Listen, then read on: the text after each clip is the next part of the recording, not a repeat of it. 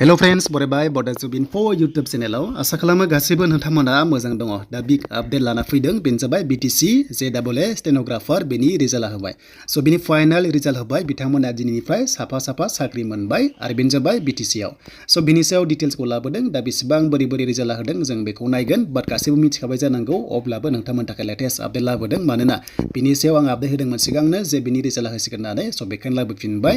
And बेनिफ्राय गोबां गोसारगासिनो दङ फरेस्ट डिपार्टमेन्टआव BtC आव साख्रि फैगोन नोंथांमोननि गार्डआव आरो लोगोसे ग्रेड 1 आवहाय।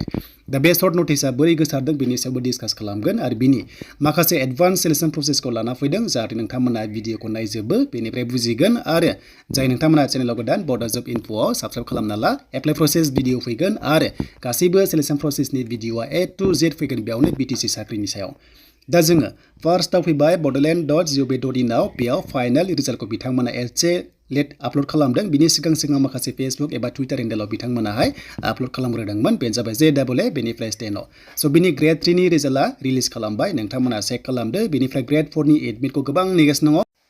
दा बिनि एडमिटआ होथ'वाखै ग्रेड 4आ जेब्ला होयो आपडेटखौ लाबोगोन आरो सर्सआव मोननाय बायदिबा ग्रेड 4 आवहाय गासै 4000 केन्डिडेट्स दङ बेखायनो एसे लेट जागोन। दा आसा खालामनो हायो बियो इलेक्सन उनावहाय जानो हागौ मानोना दायो कड अफ कन्डाक्ट नांसिगोन। दा बिनि सायाव जेब्ला लेटेस्ट आपडेट फैयो नोंथांमोना मोनगोन।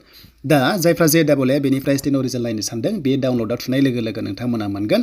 पस्टआ गासै 32 दङमोन JAA आव 20 बेनिफ्राय स्टेन'आव गासै 12 दङमोन गासै 32 एन्ड ग्रेड 4 आव 10 भेकेन्सि बिनि एडमिटआ दासिमबो होथ'वाखै जेब्ला होयो नोंथांमोना डाउनल'ड खालामनो हागोन बेबायदिनो।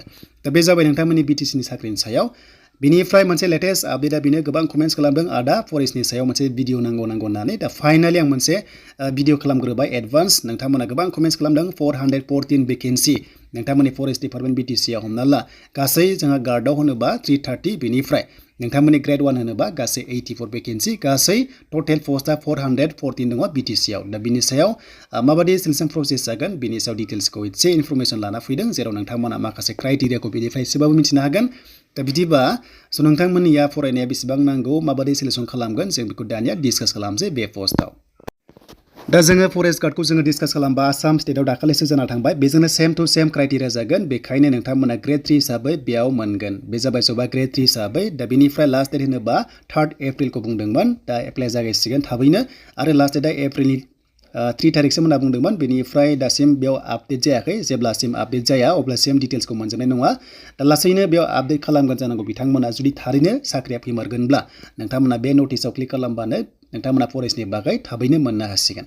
स' बिनिफ्राय अफलाइन जागोन फर्मआ एन्ड बेनिफ्राय फरेस्ट ग्रेड 1 आरो गार्डआव बेसेबां नांगौ गार्डआव नोंथांमोना हायार सेकेन्डारि बेनिफ्राय ग्रेड 1 होनोबा डिग्री पास नोंथांमोना 10 पास हानाय नङा गार्डआवहाय फरेस्ट गार्डआव नोंथांमोननि बैसोआ 18 निफ्राय जोंनि ST आव 30 इयार्ससिम अके। बेनिफ्राय आनरिजार्भ थायो नर्मेलाव नोंथांमोननि 18 निफ्राय 25 इयार्ससिम बे पस्टआव हागोन फरेस्ट गार्ड आरो ग्रेड 1 आवहाय एन्ड OBCफ्रा 28 इयार्ससिम बे पस्टआव इलिजिबल जागोन। दा बिदिब्ला बे नटिसआ जेराव गोसारगासिनो दङ बेबायदिखौ लायोबा फार्स्टआव एग्जाम जागोन 100 मार्क्सनि एग्जाम जागोन नेगेटिभ गैया। बेनिफ्राय फिजिकेल टेस्ट एग्जाम पास जाबा फिजिकेल टेस्टआ जाबाय वाकिं एबा थाबायनाय अके। स' नोंथांमोना थाबायनांगोन बेनो जाबाय किल'मिटारा 26 km हौवाफोरा एन्ड हिन्जावफ्रा फिमेला जाबाय 16 km एन्ड बे टाइमा जाबाय 4 आवार्स 4 घन्टायाव नोंथांमोना बेफोरबायदि थाबायनांगोन आरो बेयाव पास जायोबा बेनो जाबाय अरेल टेस्ट एबा भाइभा टेस्ट दङ। लास्ट प्रसेसआ भाइभा टेस्ट। बेनिफ्राय सर्सआव मोननाय बायदिबा गोसारनाय नटिसखौ नायोबा मोनसे सर्ट नटिससो अफिसियेल नङा दासिमबो। दा बेयाव एप्लाइ खालामो नोंथांमोननिया माखासे नोंथांमोना मा BtC आवहाय पेमेन्टबो दाननांगोन अके। एग्जाम फिस दङ बेनो जाबाय जोंनि ST आव 150 आरो गुबुन कास्टआ 250 ST SCआ 150 चालान दाननांगोन बा IPO दाननांगोन नोंथांमोना थांनाय बारनि JAA पस्ट बादि नोंथांमोना सेम टु सेम नोंथांमोना दाननांगोन आरो अफलाइनसो खालामनांगोन नोंथांमोना अके अफलाइनसो खालामनांगोन आरो चालानखौबो नोंथांमोना बेंकआव दाननांगन चालानबा एन्ड बेनिफ्राय जुदि IPO दानोबा एभ्रि पस्ट अफिसाव IPO मोनो बेखौ नोंथांमोना दाननानै नोंथांमोना साबमिट खालामफानांगोन फर्मजोंहाय। स' बिनिफ्राय अफिसियेल फार्दार डिटेल्स फैयोबा आं नोंथांमोनजों लाना फैगोन थाबैनो बेयाव आपडेट जागोन बिथांमोना खालामगोन जुदि साख्रिया फैमारगोनबा। दा लोगोफोर नोंथांमोना गोबां नटिस गोसारनाय नुगासिनो दङ बिनि एप्लाइआ जासिगोन आरो लास्ट डेटआ फोसावनाय बादिबा 3 एप्रिलसिम थागोन। दा बेनोमोन नोंथांमोननि माखासे एडभान्स नटिस। दा आसा खालामो नेक्स्टआव लेटेस्ट आपडेट फैबावोबा नोंथांमोनजों A to Z आपडेटखौ लाना फैगोन।